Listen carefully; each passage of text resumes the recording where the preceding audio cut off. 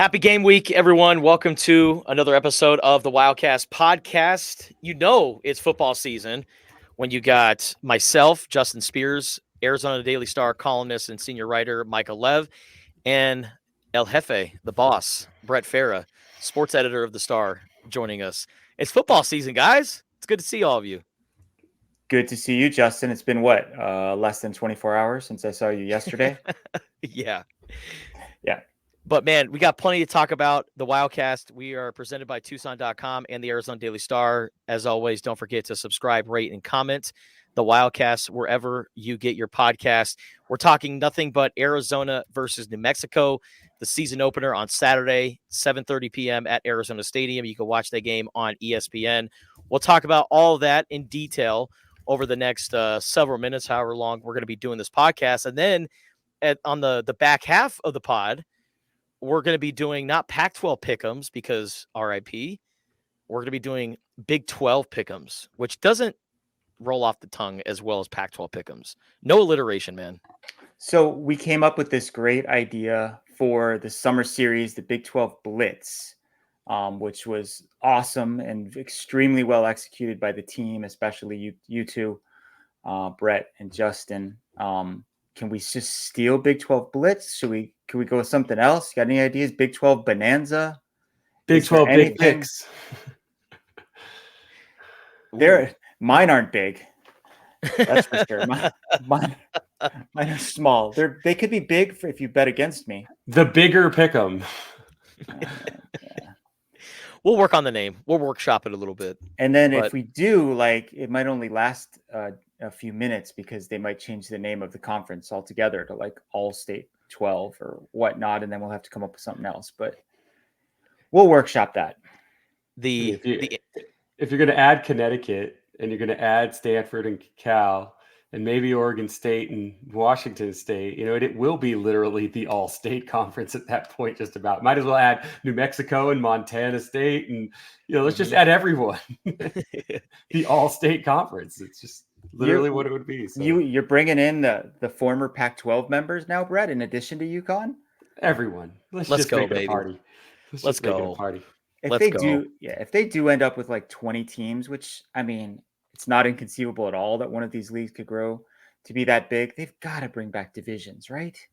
Yes. Yeah, 4 or 5 team divisions, or go 24 teams with 4 16 divisions and make it a legit.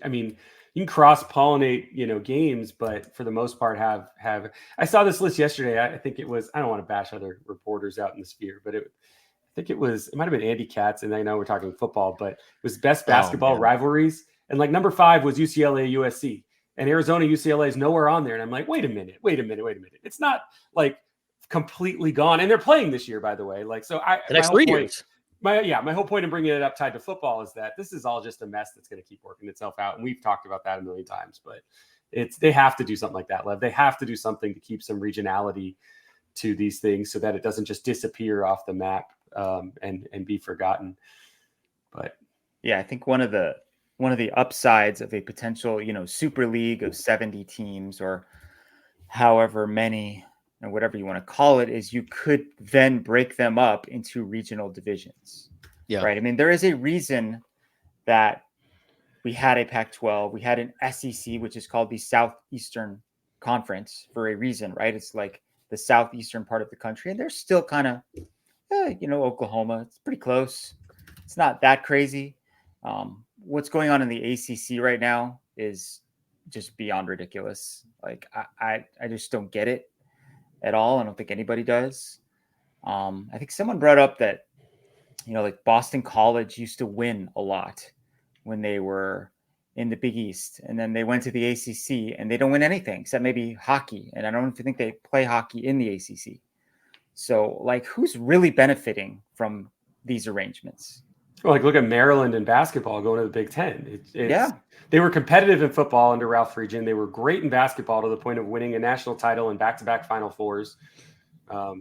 And then they just kind of are mediocre in that sense. It's kind of funny to me that last week we're talking about all this regionality and divisiveness of geography.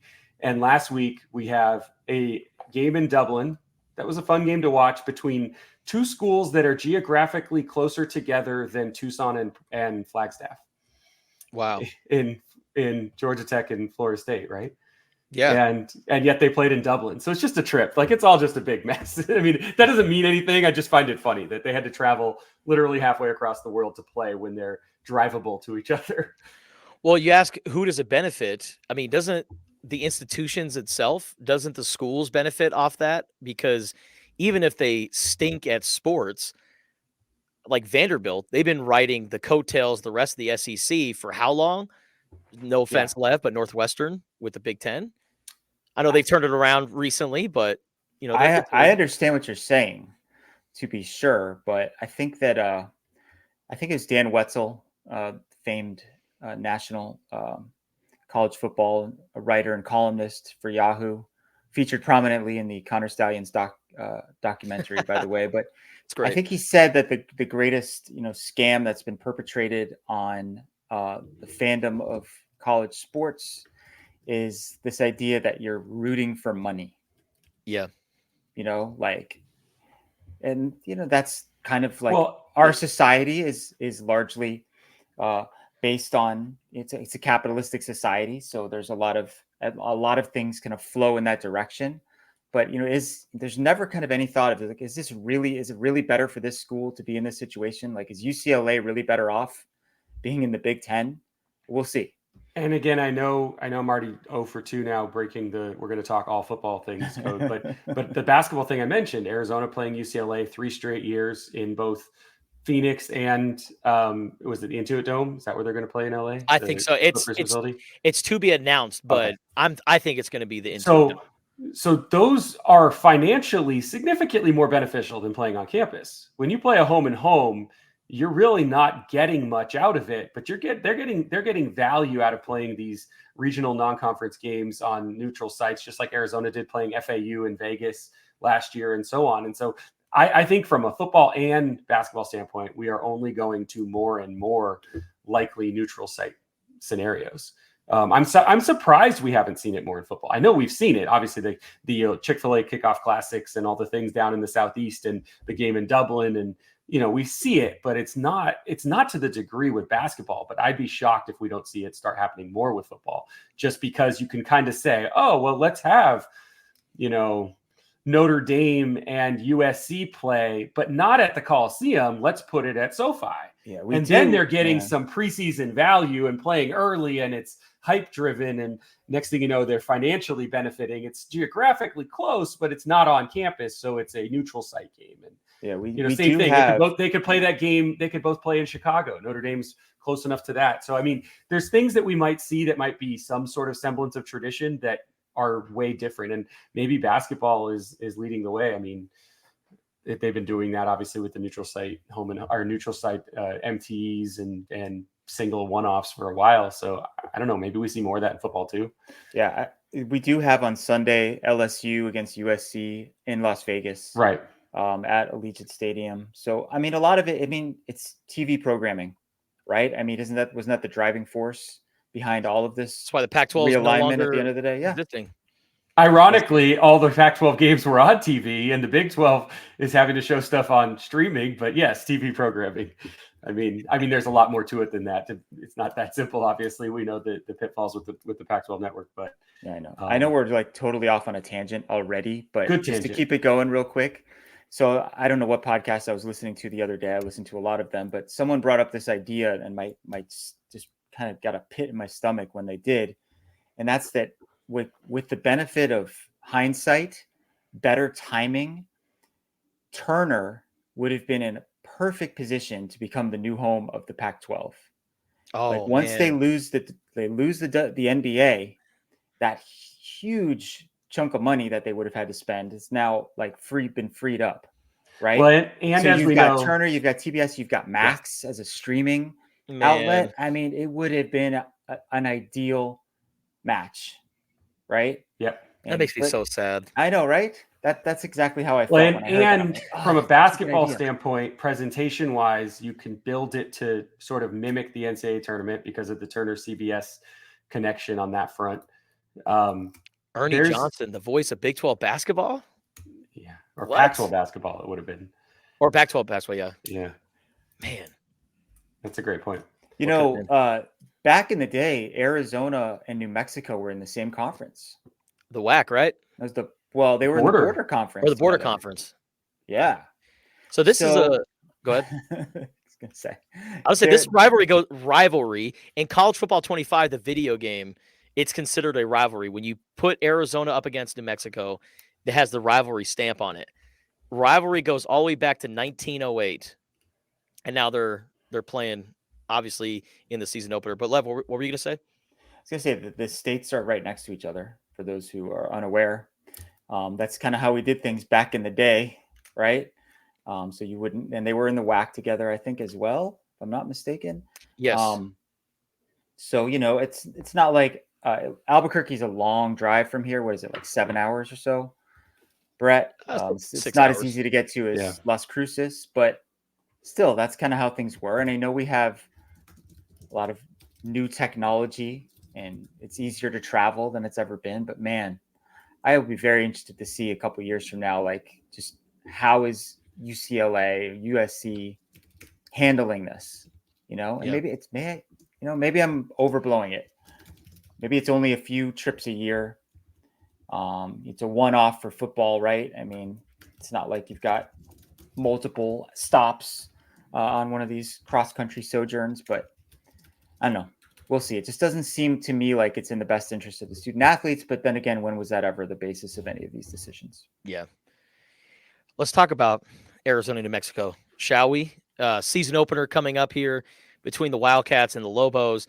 I feel like the last 7 months, 8 months have felt like, heck, even 9 months with just the season itself. Arizona winning the Alamo Bowl last year. Man, it has felt like a decade with the coaching change, with the move to the Big 12. You got in Brent Brennan going into his first season at the helm. And then the big decisions with Noah Fafita and Tetairoa McMillan and Jonas Savenaya and Jacob Manu and Takaro Davis. I mean, the list goes on and on of the number of talented players that are currently on this year's Arizona team.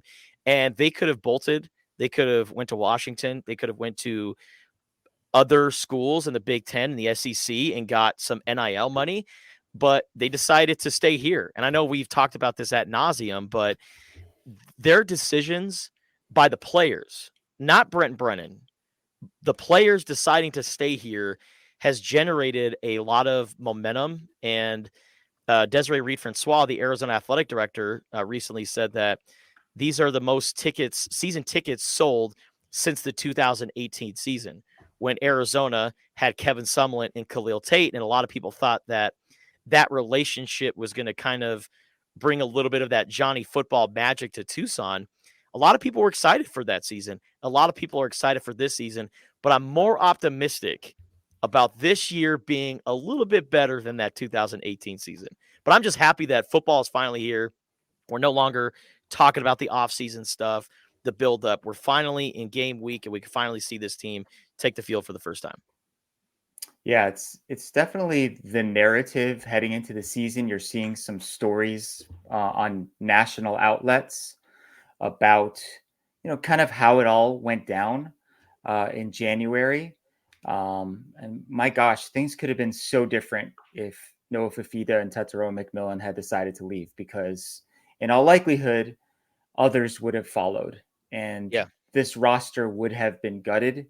And we probably wouldn't be talking about Arizona as a potential Big 12 champion, a playoff participant, et cetera. We'd be talking about a rebuild. Yeah. So it's a completely different set of circumstances because of the decisions that those kids made. I know that you said it wasn't Brent Brennan's doing, but I do give him a lot of credit for just the way he handled it. Like he was just himself, and he took a real kind of like, hey, come into the office. Let's sit down and hang out and just get to know each other. It wasn't like he wasn't like a used car salesman. He wasn't putting on that full court press.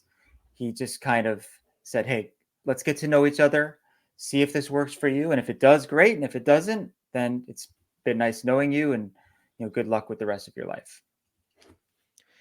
But no matter what happens this year, if Arizona goes 7-5, 8-4, whatever, if it's, a run of the mill type of year where Arizona wins, but they go to a bowl game, it's not anything extravagant like what we saw last year.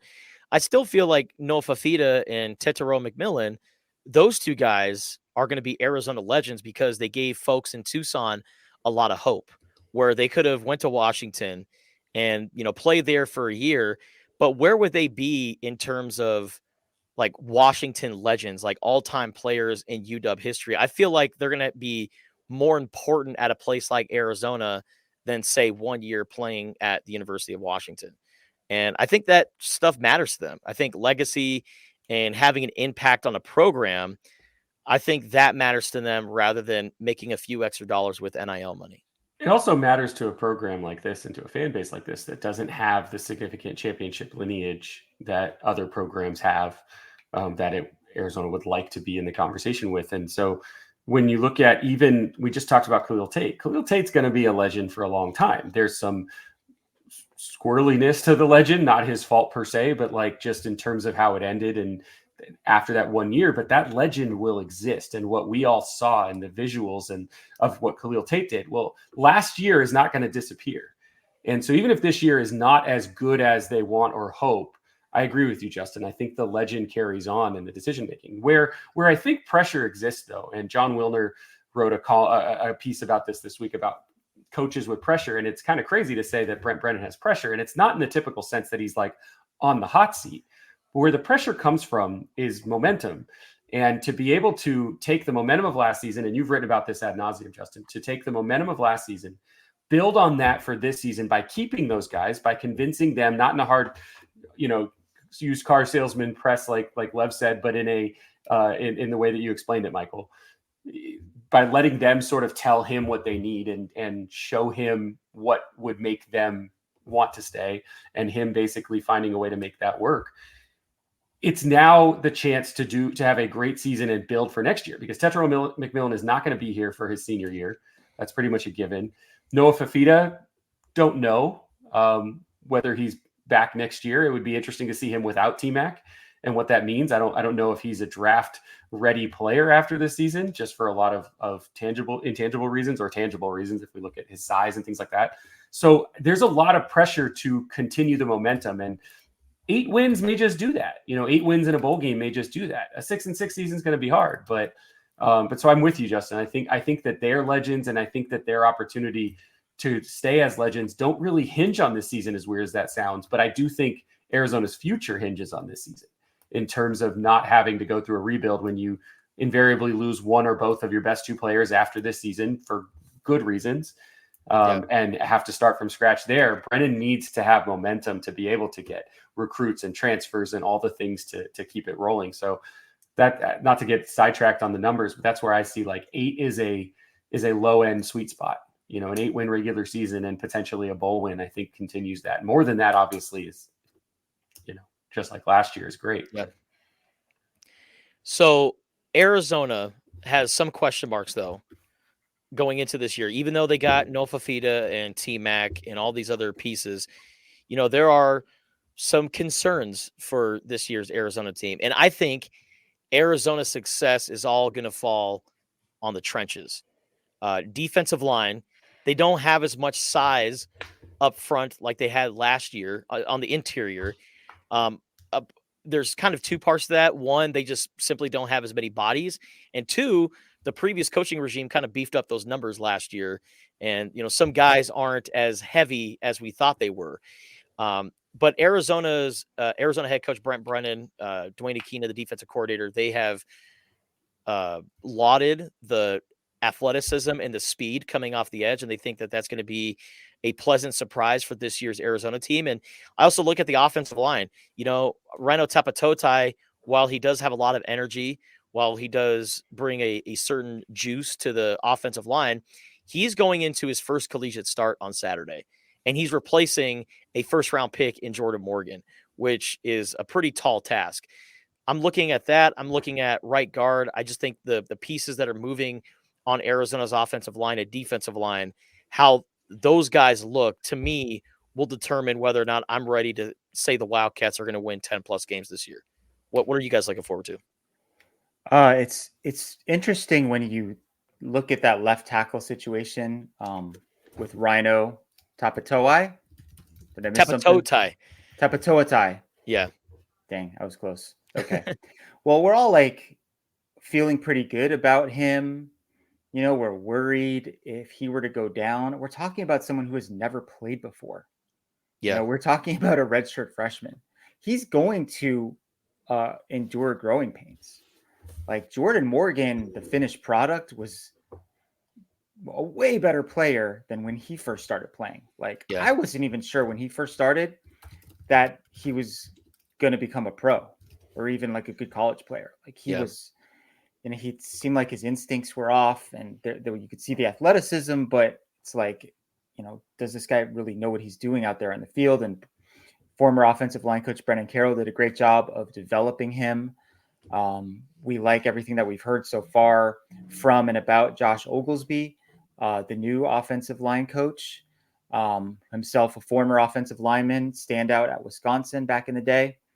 But he's got a tall task because there's not a lot of depth there. They've had some injury issues throughout the course of camp, and very rarely, Justin, did we see the starting offensive line intact for an entire practice. So that is definitely a cause for concern for me, maybe more than any other position at this point. I maybe thought defensive line would be at the top of that list, but I think offensive line has surpassed it, even though they have some standout players like Jonas Sava-Anaya, Wendell Moy, and Josh Baker returning as starters. I think Josh Baker is the key to this whole thing. He's kind of the least discussed, maybe not the least heralded, but the least discussed of the Jonas Sava-Anayas, the Wendell Moys, even the guys that aren't here, that aren't with the team this year. He kind of was the last person, but the center drives that bus. Damn right. May not steer the bus, but drives the bus. It's his foot on the gas pedal to some degree, even if someone else has the steering wheel in their hand. So I think Josh Baker is going to be a really interesting point, and the experience he brings to that group is really massive when you're talking about Rhino and some of these guys that don't have a ton of game experience. Baker's got how many starts? 30 something? A lot. Yeah. The other thing I think, and I'm looking at this more holistically, is that I hope Arizona fans, for their sake, for our sake, it's news either way. It's interesting either way. But for fans' sake, I hope they relax a little bit if Arizona doesn't beat New Mexico, a not great New Mexico team that lost to FCS Montana State this past week. I hope Arizona fans don't freak out if it's not a 63-3 score. Last year's first two wins against NAU and UTEP were not, and granted, different quarterback, different a lot. I was going to say, but we're not. But anyway, we slice it. No matter what his circumstances were, Jaden Allura was a good quarterback, maybe not great, but a good quarterback. And just there were growing pains, is my point, into getting the season rolling. And I hope that if that's what happens, because you guys reported on it, everybody did, that Arizona's defense looked better than its offense for a long time during training camp. Yeah. And if that's how the season starts, where the win is 38-10, that's okay. That is not sky is falling. That's okay. Where it really matters is when you get to Kansas State in week 3. Not that not winning those games, you don't want to all of a sudden risk, catastrophe in the first 2 weeks, not to overlook them. We're allowed to overlook them. We're not the coaches. Arizona's going to win both those first 2 games. That's it. But how they win them is not that important, is what I'm getting at. As long as it's not a last-second field goal. I mean, just win, baby. Yeah, and again, NAU and UTEP last year are prime examples. They did not blow those teams out the way we probably would have thought if those games were the November Arizona Wildcats, but they were still perfectly fine ways to set up the next week. And so that's my hope for Arizona fans, is the sky is not falling if you do not go out and completely obliterate these teams the first 2 weeks. Speaking of that game, let's do a couple over-unders before we get into our Big 12 bonanza, Big 12 picks, whatever you guys want to call it. So starting off with 100-yard rushers on Saturday. Now, oh boy, Montana State, I think, had close to 600 yards of total offense in that game on Saturday against New Mexico. Like, they just had their way and they were running the football. They had a 93-yard rushing touchdown. So if you're Arizona's running backs, which is going to have a lot of new faces, including former New Mexico Lobo Ja'Cory Krosky-Merritt, who is a highly touted prospect in the transfer portal. You also have Quali Conley from San Jose State, who was one of the top rushers of the Mountain West last year. Kedrick Riscano, who has proven to be a very powerful and fast runner. Trucked Gunnar Maldonado in practice, had a very impressive training camp. And then you got Rayshon Speedy Luke, who's going to have an elevated role in this year's Arizona offense. I look for him to be very effective in the passing game. But just talking about rushing the football, running the football, how many 100-yard rushers will the Arizona Wildcats have on Saturday? I'm setting it at 1.5. I knew you were going to set it at 1.5. Our picks here do not count against the season standings, by the way. This is just for fun. Just for fun. I'm going to go over. I'm going to say over 1.5. I think two guys are going to hit that 100 mark, and I think Quali Conley and Ja'Cory Krosky-Merritt are going to be the two who do it. But I think that Kedrick Riscano and Speedy Luke are going to have roles and have productive nights as well as Arizona approaches or even surpasses that 300-yard mark on the ground that Montana State was able to pull off last week. I'm going under with the caveat that I think there will be two Arizona receivers with 100 yards or more, and neither will be Tetero McMillan. Oh my gosh.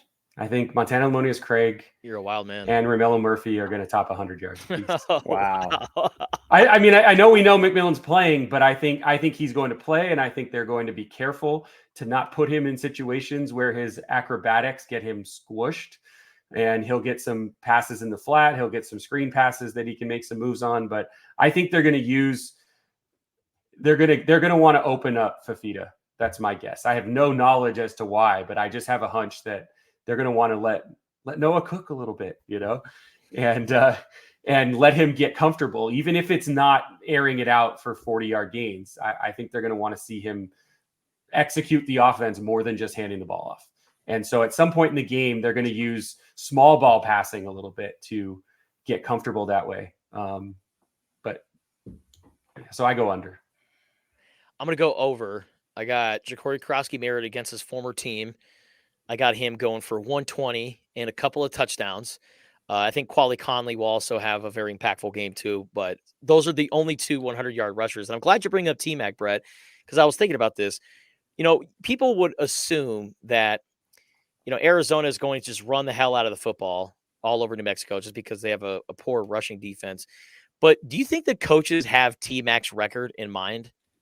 Like, he's chasing Bobby Wade's record, he needs 1,248 yards. I feel like an opponent like New Mexico, NAU, these first 2 weeks, it's a good opportunity for T-Mac to get a good start at chasing that record. I don't think so. Yeah. I was going to say the record is one thing to think about, and I don't think that they are. He might be. And also, stuff like the Politnikov Award, this is a coaching decision, really. It's like, do we want to featureize T-Mac in games like this where they're probably going to win regardless and put up a bunch of numbers? And like Brett said, you risk getting him hurt, or you just kind of get in, get out, get your 3 catches for 60 yards and a touchdown and just move on. The latter is probably the more prudent play, but it doesn't really help your resume when it comes to stuff like the Biletnikoff Award. So I'll be interested to see how they do that. He looked great toward the end of training camp. Didn't seem like he was having any issues whatsoever with whatever that injury was. So I don't think that like his health is going to hold him back at all. It's just a matter of whether they want to manage his reps. I mean, I look at last year and Jacob Cowing, he didn't hit 1,000 yards again, but started really slow the first couple of weeks and still ended up with close to 900 yards, a ton of catches. So with someone like T-Mac, and this is not to knock Cowing, who made an NFL roster as a NFL rookie. I mean, I no knock on Jacob Cowing, but we all know that T-Mac has completely different potential levers, high-end potential levers that I don't think a 3-catch, 60-yard opening game hurts either of those prospects for him. I think with a 13 to 14 game schedule, God forbid you make the playoff, you're talking 15 games. I mean, this is not important, but if a team wins their conference, if a team goes to their conference championship, then, and I'm not saying Arizona will do this, but if a team wins their conference championship game, so that's already 13, and then goes the distance in the playoffs, they're probably playing 16 games? Yeah. They're getting 3 extra games because there's a 4 rounds, but they would, the highest seeds are going to get that bye. So I say Arizona's in the market for 13 to 14 games. I don't think a middling numerical performance hurts either of those things for Team Mac this year. Yeah, I think he'll have a couple of those nearly 200-yard games that will offset it. Yeah, and if you do it in the showcase games, that obviously has a huge impact on the national perception. Real quick on the number of games front, we found out this week, Brett, I don't know if you saw this, but the redshirt rule does not include postseason games. So you could play 4 regular season games, and if you were a team that played in a conference championship game, let's say you lost, but you still got into the college football playoff, didn't get a bye, your team conceivably could play 17 games, and you could have a player play in 9 games and retain his red shirt. Do they count? How about that? Do they count conference championships as a postseason game? And the reason I asked that is I actually had this conversation with Bruce Pascoe yesterday about basketball, and he was telling me that the NCAA, which I know is different from the playoff and whatever rules, but we're talking about NCAA redshirt rules, that the conference tournaments do not count as postseason games for basketball. They count as 1 game when you look at the totality of the schedule, because that's all a team is guaranteed. So I wondered if football was the same. I mean, we're saying it's not. It is considered postseason? Well, for the purposes of accounting, with the redshirt rule, those are considered to be postseason. So 9 games someone could play. Yeah. So you could have 1,000-yard rusher as a redshirt, 1,000-yard receiver as a redshirt. I love it. 60 catches, 850 yards, 9 touchdowns. I redshirted. I love it. 5 to play 4. What's our next over-under, Justin? Next over-under or real quick, or if you're in the Big 12, it's 9 to play 7 this year with 4 quarterbacks that are in their 7th years. Yeah, I think it's 4 if I'm not mistaken. I know 3 off the top of my head, but 9 to play 7. It's what it feels like. All right, our next over/under is takeaways against New Mexico. So the last time Arizona took the field, they had 6 takeaways in the Alamo Bowl. One of them was that fumble return for a touchdown, 87 yards for Gunnar Maldonado. One of the best plays in U of A football history. I'm putting that in the top 5, maybe even top 3, behind Chuck Cecil's pick 6 against ASU and Ortiz Jenkins' leap by the lake. Lev, you wrote about the Maldonado mad dash, very important part of Arizona football lore. 6 takeaways against the Oklahoma Sooners in the Alamo Bowl. How many takeaways they have on Saturday night against New Mexico? I'm setting the over/under at 2.5. I will take the under on that one, but it could very easily go the other way. It's turnovers are just, there's a lot of luck involved. I mean, you have to catch the ball has to bounce your way. If it hits the turf on a fumble, if they ended up with 2 takeaways and didn't turn the ball over themselves, they'd consider that to be a pretty good day. On average, last year, they finished the season with 19 takeaways, and that includes that 6 turnover game that you referenced. So it's about 1.5 per game. Without that game, it's about 1 per game. So I'm going to take the under. What was the number, Justin? 2.5 takeaways. I'm going to take the under only because, and this is probably silly, but I don't think either of those teams last week turned the ball over. That New Mexico or Montana State turned the ball over. No, Montana State, 2 scoop and scored touchdowns. Yeah, there were. You're right. Yes, yeah. Sorry, I do know what you're talking about. No, I was just looking through, and there weren't any picks. I'm going to go under. I think it's going to be a rudimentary offensive set for New Mexico, where there's going to be a lot of 3 and outs, not a lot of first downs. But I think I'm going to go under on the turnovers. I'm going to go over, but I'm going to do 3. I'm going to go Takario Davis getting an interception. He had all these pass breakups last year. None of them were catches. I think he has done a great job working at that. He's made that a point of emphasis. So I think Takario Davis sets the tone for the rest of the season. with an interception. I got Garner Maldonado with either an interception or a forced fumble. And then I'm going with one of these defensive linemen to sack Devin Dampier and force a fumble. So I got 3 takeaways for Arizona on Saturday. All right, last over-under before we get to our picks. Let's do attendance. How many people are going to show up for this? Because, Arizona, they haven't really been pounding their chest, promoting tickets, trying to get people to come out. But it is the most highly anticipated Arizona football season in at least 6 years. So I'm curious to see how many folks are going to show up 7:30 p.m. on Saturday. I'm setting the over-under at 40.5.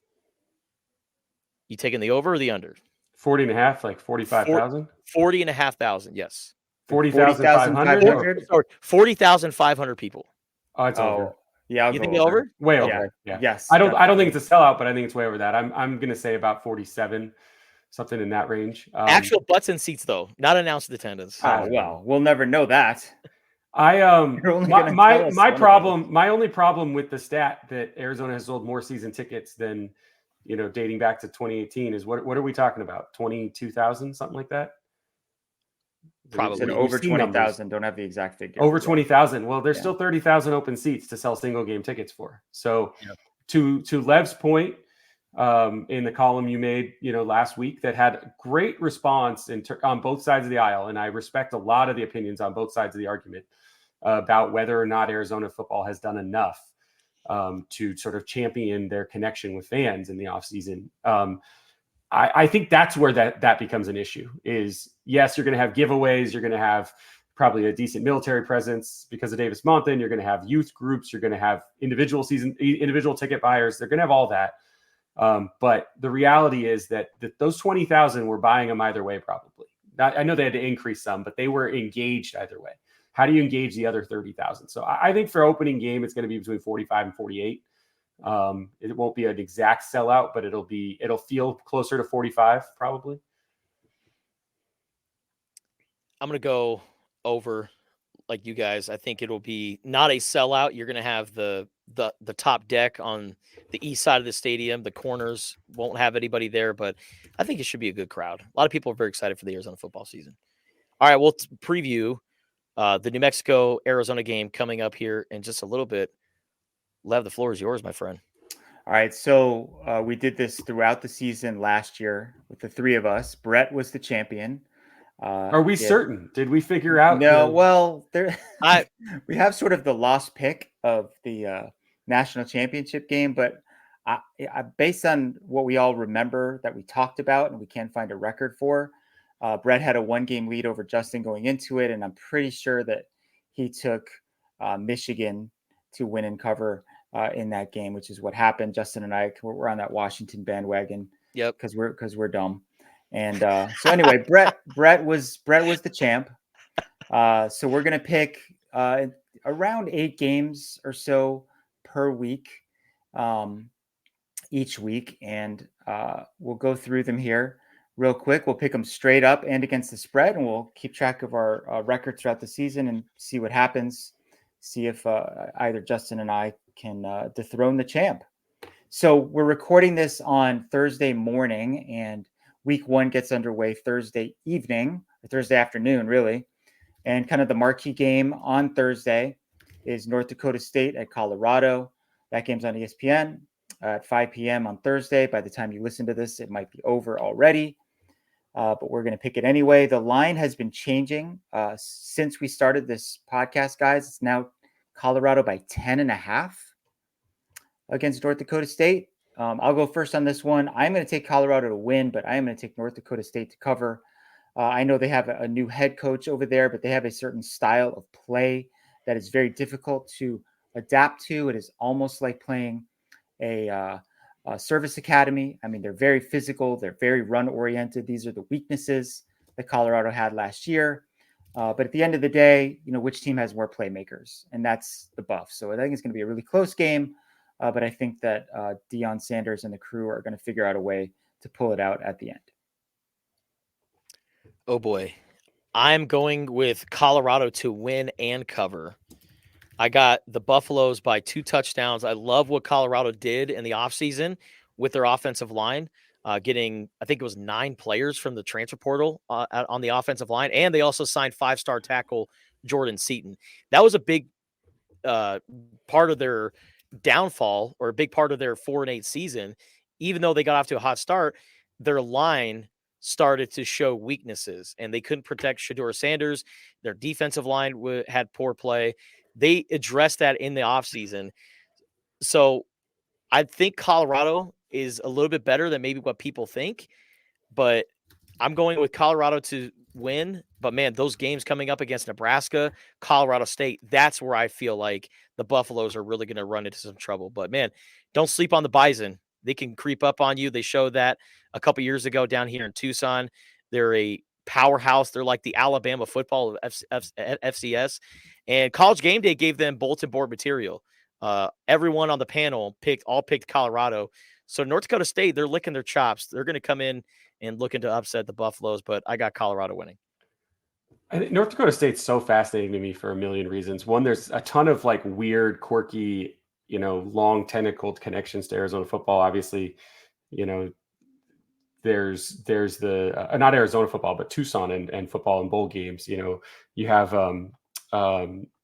Craig Bowl, who's coach at Wyoming, who had a great send off in the Arizona Bowl earlier this year, was a coach at North Dakota State many years ago. Chris Kleiman, who's at Kansas State, who Arizona will see, was there for many years.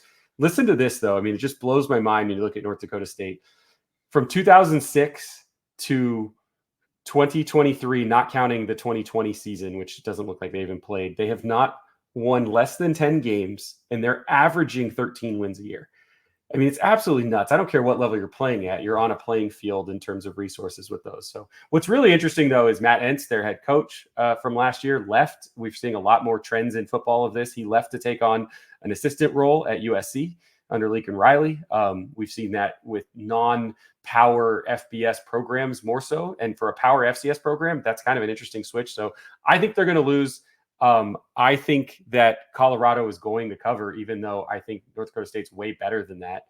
But I would not shock me if I'm wrong on both of those. So I'm only kind of doing it to differ with the group, but at the same time, I wouldn't be shocked if North Dakota State continued the trend of upsets from last weekend. All right, so but you're still taking Colorado to win. Colorado win, right? Colorado to cover. Yeah. All right. Okay. So our worlds are colliding here in this next matchup with TCU at Stanford. New conference, old conference. TCU is favored in this game by 9.5 at Stanford Stadium. This is 7:30 p.m. on Friday.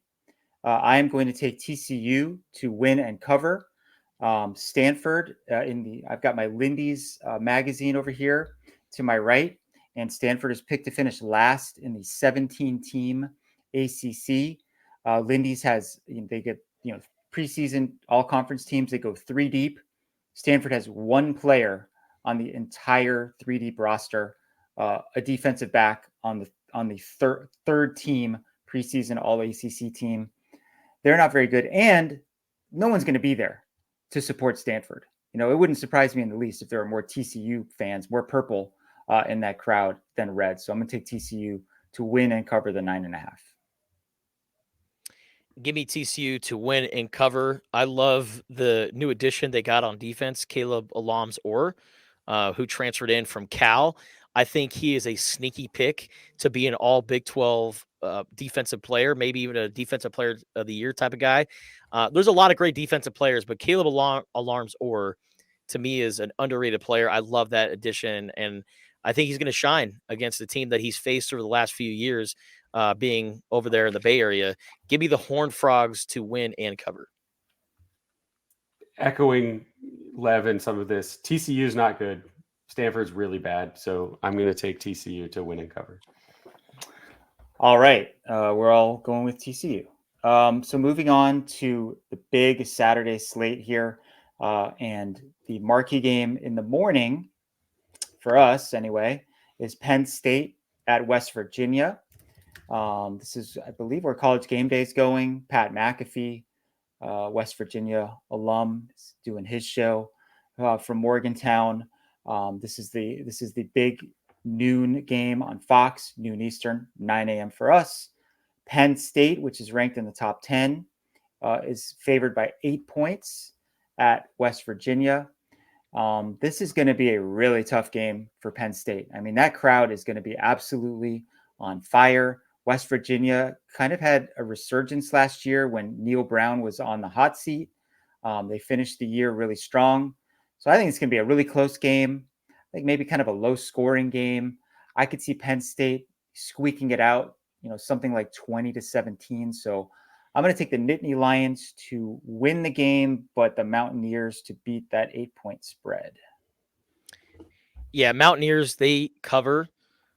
Last year, Penn State, or early in the year, as you mentioned, they won that game. They won 38-15 last year, but it's a different West Virginia team. They're experienced. They are much better than last year's contest. So I'm going to go with Penn State winning. I think they are one of the best teams in college football, but give me the Mountaineers to cover. I would take Penn State win, Penn State cover, but same thing I said about the early game. It actually wouldn't even surprise me if West Virginia pulled this one off. But I think if you're just going on paper, which we sort of have to do early on, I think it's Penn State on both ends. Yeah, it is really hard to pick the games at the beginning of the season. It's even hard for Vegas, as we saw in week 0, something I wrote about. A lot of those point spreads were just really off base. Yeah. All right, moving on. So we've got South Dakota State visiting Oklahoma State. Oklahoma State is one of the preseason favorites in the Big 12. This is kind of the mirror image of North Dakota State at Colorado. The point spread is almost the same. The Cowboys are favored by 10. South Dakota State is they are right there with North Dakota State as one of the 1A or 1B best programs in FCS. They've, I believe, won multiple national championships on that level. So will this game play out similarly? I think Oklahoma State is just a better team with sort of knows its identity much better than Colorado at this point. Colorado is still trying to figure things out. Mike Gundy's been in Stillwater forever. They bring almost all their starters back. I think this line is a little bit light, and I can easily see Oklahoma State winning this game by 13 or 14 points. So I'm going to take the Cowboys to win and cover. This is Ollie Gordon's punishment for his DUI arrest in the offseason. Mike Gundy is going to give him the ball 50 times in this game against South Dakota State. Yeah. He's like, I'm going to make this guy a workhorse running back, and that's going to be his punishment for his DUI arrest. I think Ollie Gordon is lights out. I mean, there's a reason why he was the Big 12 Offensive Player of the Year last year. I think Oklahoma State has some of the best linebackers, and I think Colin Oliver and Nick Martin are those guys' names. They were preseason all Big 12 selections. I put them in my ballot as well. Those guys were very, very productive last year at Oklahoma State. So great run game, great front seven on defense.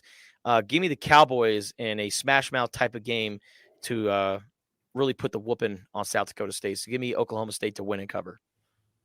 I agree with you, Lev. I think that this is a weird line when you compare it to the Colorado North Dakota State line. Those are the top two teams in the FCS rankings to start the season, and Colorado and Oklahoma State are light years apart. So it just doesn't. The two opponents are closer together than the two FBS teams. I don't see where the line makes sense. So I'm going to say Oklahoma State to win and cover with Alan Bowman at quarterback, who we saw here in Tucson long before the Big 12 was ever an option. And Texas Tech came to town in year 2 under Kevin Sumlin. Alan Bowman was the quarterback for Texas Tech. That's how long this dude's been playing. And that was his second season, I think. And then he also was a quarterback for Michigan in the Fiesta Bowl 3 years ago. So 9 years for 7 is what I said earlier. So Alan Bowman, a very experienced signal caller, is not going to lose an opener with a team this good. Yeah, eligibility is infinite. Okay. Moving on, we've got Houston, which is also in the Big 12, their second year. They're hosting UNLV. This game is on FS1 at 4 p.m. On Saturday. I don't really understand this line. Houston is favored by 2.5 over UNLV. UNLV is considered to be one of the best teams possible, dark horse to win the Mountain West, whereas Houston is in a total and complete rebuild. Under first-year coach Willie Fritz, clearly one of the bottom 4 teams in the Big 12. Houston is favored by 2.5 at home, probably because they're at home. I'm going to take UNLV to win outright in this one. You darn tootin', Lev. Give me the Running Rebels to win. I know they lost 3 straight last year in Barry Odom's first year, but hey, they showed a lot of promise. And in their game against Kansas for the Guaranteed Rate Bowl, they put up 36 points. Now they lost 49-36, but hey, UNLV can put up some points. And against a rebuilding Houston team, I like the Rebels to go in and win on the road. Same. I think UNLV steals this one. Yeah, I think that's one of those games where the location is what's dictating the point spread. You know? Houston's going to win by 20 now. We know that, right? Yeah. That's a done deal. TCU's in trouble too because we pick them across the board as well. Okay, so we have another FBS FCS matchup here with BYU hosting Southern Illinois. This game is on ESPN Plus, which is something that Arizona fans are going to have to get used to. Next week's game against NAU is on ESPN Plus, and I'm planning to write a story about ESPN Plus sometime next week. Hopefully, I'll be able to pull that off, and we'll be able to explain your cat stats next what week. That is. It's how to find it, what you need to pay. Streaming for dummies. Yeah. All right. So BYU really struggled last year in their entree into the Big 12, finishing near the bottom of the standings. But they are favored by 14 points over Southern Illinois. The only thing I really know about Southern Illinois football is that that was the first real college job that current Arizona general manager Geiska Crowley had, running personnel among many other duties for the Salukis. So, based on my interview with Geiska, which I really enjoyed, I'm going to give SIU the benefit of the doubt here, and I'm going to take those 14 points and say that they're going to keep it close against BYU, which is going to win the game by 7 or 10. So I'm going to take BYU to win, but SIU to cover.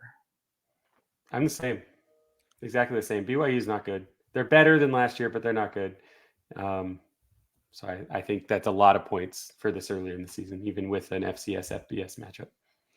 I think Kalani Sitake is going to coach his ass off this year because he is on the hot seat. If BYU doesn't show any life this year, any promise that they can be successful in the Big 12 under him, then they're going to can him. So I think that BYU is going to be ready to go, amped up for this game. I'm going to go with BYU to win and cover. I got the Cougars by 17. So you're saying if Sitake doesn't have a great season, and what if, I don't see it happening, but what if New Mexico upsets Arizona and has a good year? Is Bronco Mendenhall going back to BYU? Could that happen next year? No, I don't see either of that happening, but this is why we talk about it, because it's so much fun. There's so many moving parts. Yeah, much more likely that BYU has a bad year than New Mexico beats Arizona, which we'll get to very soon. We have one more game before that one. That is Wyoming at ASU. That is the game that is opposite ours. It's also at 7:30 p.m. on Saturday. It's on FS1. The Sun Devils are favored by a touchdown over the Cowboys, two teams that we are very familiar with here in Tucson. I am going to go with the location theory on this one. Hot weather favors the Arizona teams this time of year. This is not something that Wyoming is used to. Wyoming is also a team that sometimes struggles early in the season before finding its footing. They have a new coach after having Craig Bohl in there for a long, long time. That's a big change for them. So I'm going to take ASU to win and cover the 7-point spread. This one's hard because I think ASU is such an unknown. We're ranking ASU right now based on last season, based on just the ups and downs of Kenny Dillingham's first year. But I think they could be significantly better. I'm not saying they're going to be good or bowl eligible good, but 5 wins is not out of the question for a team that was in a decent number of its games last year until just not having enough horses to hang on. At the same time, Sam Leavitt, ASU's quarterback, his position coach at Michigan State before he transferred to ASU is the offensive coordinator at Wyoming. And I think there's an interesting component of understanding tendencies and things like that. So I see this close, but 6 points is not even a full touchdown to me. So while I don't think it's going to be a blowout, I think ASU is going to win and cover. But again, I've said this 2 other times. I would not be shocked if Wyoming took this one. Not at all. I'm going to keep this very short and sweet. I'm going to retweet everything that you guys said. Give me Wyoming to win and cover. Or ASU to win and cover. Oh, you're on mute, Lev. All right. We are all taking ASU. Last but not least, we've got New Mexico at Arizona. 7:30 p.m. ESPN. Arizona, as of this recording, is favored by 31 points, which feels like a lot. I gotta say, I was just looking at my preseason run through the schedule where I picked every single game. I had Arizona winning 41-13.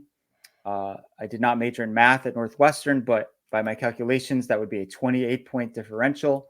So I am going to take Arizona to win, but New Mexico to barely beat the 31-point spread. Me too. I'm right there with you, man. I think Arizona will be up by a significant margin, but I'm going with a backdoor cover. I'm going with Arizona to win 42-14, but New Mexico scores a touchdown with about 4 or 5 minutes left of the game, putting them at 14, getting them to 28 points. So Arizona wins in dominant fashion, but New Mexico barely covers.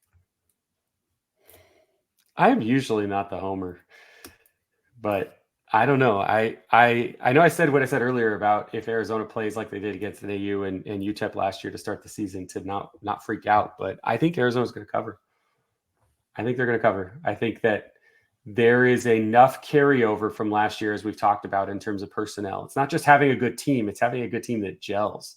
Yeah. And the only caveat to that could be if they move the ball well, do a lot of things, and then just stupid turnovers, get inside the 20 and then dump the ball. And things like that happening where they don't put points on the board, even though they showed what they're capable of. But I think they're going to win and cover. I think New Mexico is really, really, really bad right now.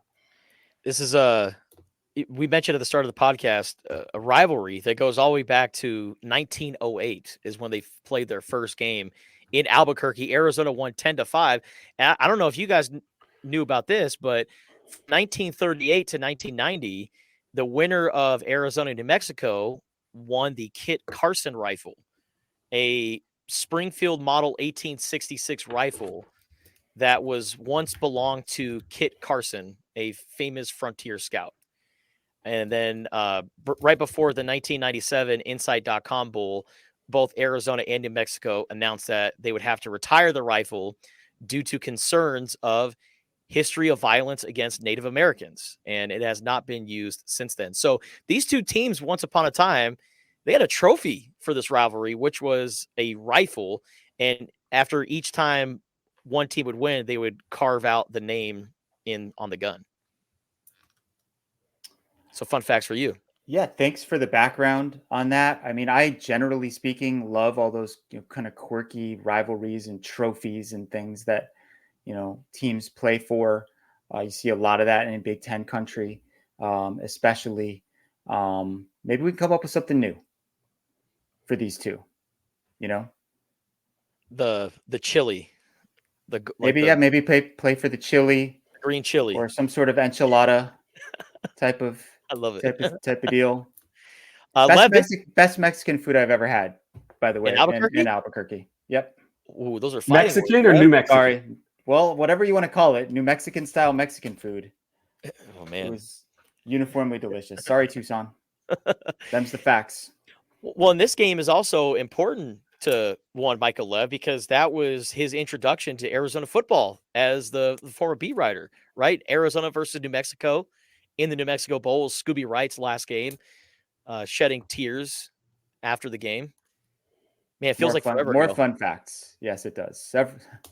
Multiple coaching changes later. Here we are. All right, Arizona versus New Mexico, 7:30 p.m. kickoff on ESPN. Arizona Stadium should be a fun time on Saturday night. For all of our coverage of the Wildcats this football season, make sure you go to Tucson.com and download the Wildcaster app. Also, subscribe, rate, and comment the Wildcast podcast wherever you get your podcasts. Thank you guys for listening.